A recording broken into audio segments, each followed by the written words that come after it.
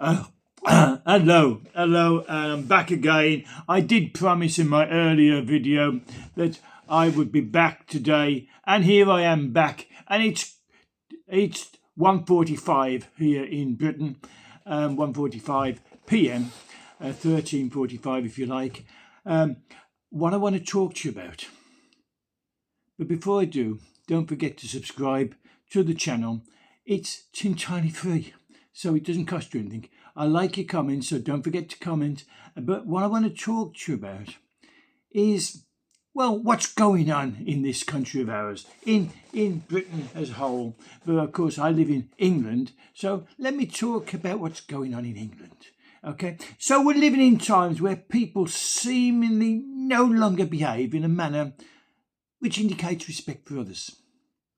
It's not hard to see. I believe all of you listeners out there have experienced bad manners, loud noises that are unnecessary.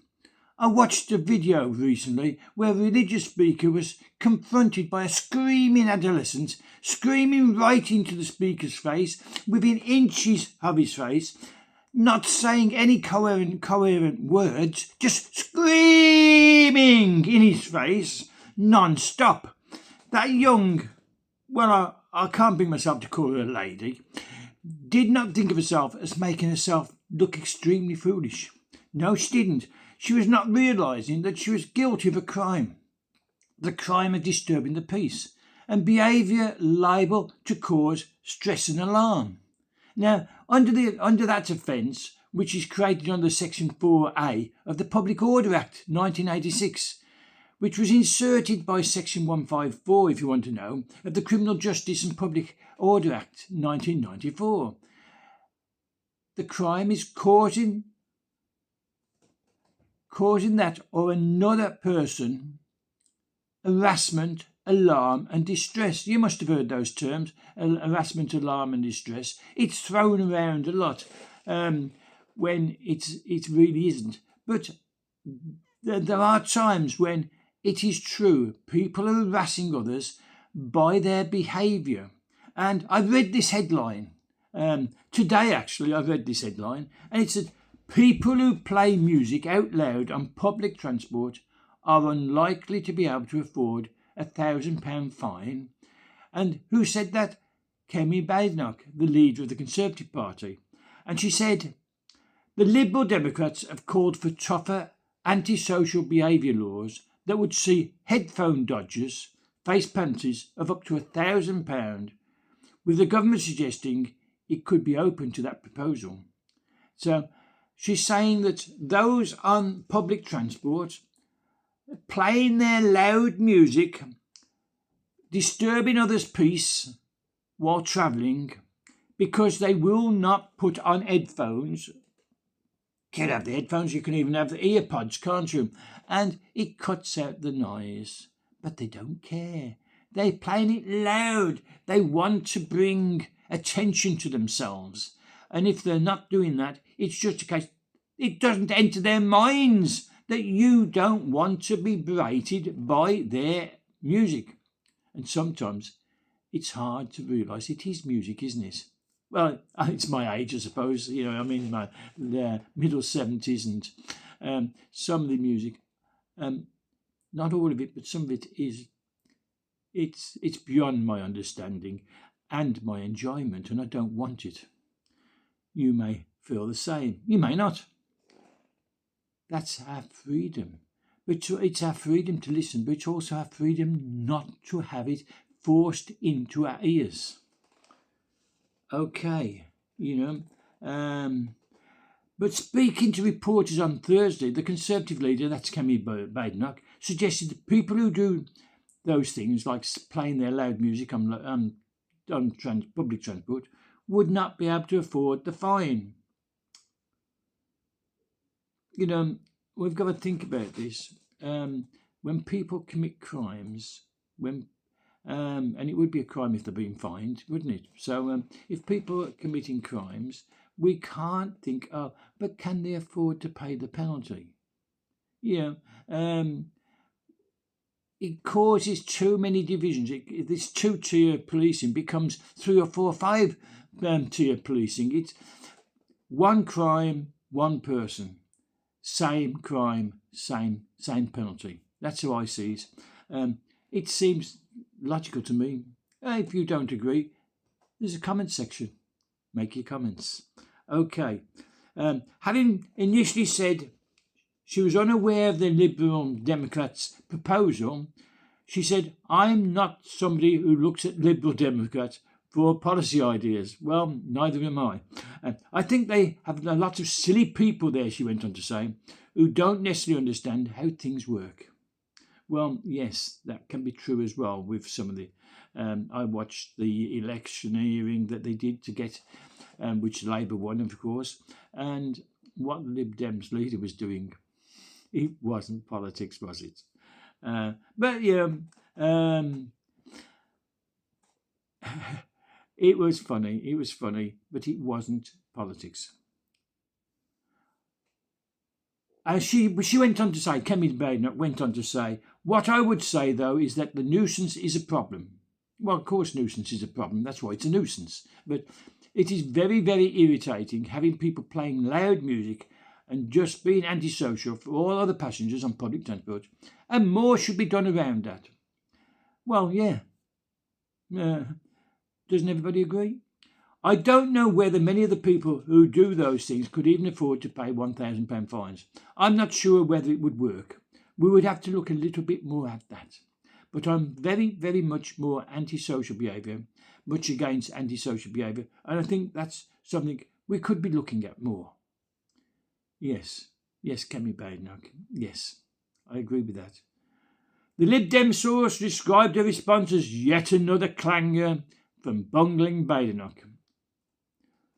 They said even her own Conservative frontbenchers have backed these Lib Dem proposals as a common sense reform. It's time for Badenoch to face the music. No, you're trying to get them to wear headphones so that she doesn't have to face the music. Perhaps that was an odd thing to say by the Lib Dems, but then Badenoch said they're odd. And admit a crackdown on headphone dodgers is well overdue. The Lib Dem proposal would involve amending the bus services bill, currently making its way through the Houses of Lords, to outlaw playing music and videos out loud from a phone on public transport in England. Doesn't matter if it's Wales or Ireland or Scotland. These people. Lisa Smart, who's Lisa Smart? Well, she's the Lib Dems party's Home Affairs spokeswoman. She said it was time to take a stand for the quiet majority who just want to get from A to B in peace. Well, take a stand, but also the seats on public transport, so let them sit down as well. A YouGov poll published on Thursday suggested 62% of people would back the move, with 28% saying they would oppose the Lib Dems' proposed fines. So, not conclusive, but nearly 2/3 of people would back a move to fine people who play loud music on public transport. The poll, which surveyed 6,815 British adults, found almost 3/4 of pensioners would support the fines, with those aged 18 to 24, not so much, but they were split, 47 in favour of fines against 43 against. So, pretty 50% really, isn't it, of the 18 to 24s. So 50% will find these noisy, and others saying let them go. Don't do anything about it. What about the Home Office? Well, the Home Office source said officials had been tasked to work at pace. Get in there, get at pace to determine how fines can best be used to tackle antisocial behaviour. Well, how can fines be used to tackle antisocial behaviour? Employ them. Employ fines and fine those who are antisocial. Wasn't hard to figure that one out, was it? The initial Conservative response to the proposal also appeared positive, with Shadow Transport Secretary Gareth Bacon saying Everyone deserves to travel in peace. Playing loud music on public transport may seem like a small thing, but it speaks towards a growing intolerance of antisocial behaviour that chips away at public civility. Yes, it does. Yes, it does. And that was my headline at the top, wasn't it? Civility has gone. Understanding of people's rights has gone. He added, common sense reforms like this are something the Conservative Party can support, but any new bylaws must be backed by stepping up enforcement, something the Liberal Democrats plan fails to deliver. So what's Conservatives saying? They're saying that yes, we can go along with the Liberal and find them, but they're not putting forward any way of enforcing them, of finding these people and approaching them and stopping them. What can the public transport do? On the buses, on the trains, they can have inspectors, I suppose, who have the authority to stop people and speak to them. Can you turn your music down? Can you wear earphones, or turn it off altogether, or we'll evict you from the train? But that's a lot to put on a bus driver. What do you think? Again, I'm asking for your comments. Again, I'm begging you for your comments, and I'm asking you to subscribe to the channel, and I'm asking you to stand up for your rights, the rights that were encroached in the Civil Rights Movement, the Civil Rights Acts of 1658, I believe it was, and yet we're letting it all dissolve. The rights to think, the rights to speak, the rights to be in public and pray. Even we've seen them arrested. We've seen people being arrested for silently praying in their own heads. This has got to be fought. We've had J.D. Vance, the deputy president of the United States, making his speech in Munich in Germany about how Britain is losing its right to freedoms. And do we want to be free from being harassed, being stressed out by the noise of screaming in our face, of music played so loudly, music we may not appreciate and like? Speak up. Speak up. And one way of speaking up is to make your comments known on this channel. So you're invited to do so, and you're invited to subscribe and press the like button as well, if you will. So until the next one, and I said there'd be more than one, and this is the second one today. We'll see how it goes, shall we? So until the next one, bye from me, and be safe, be good, and look after yourselves. Thank you. Bye.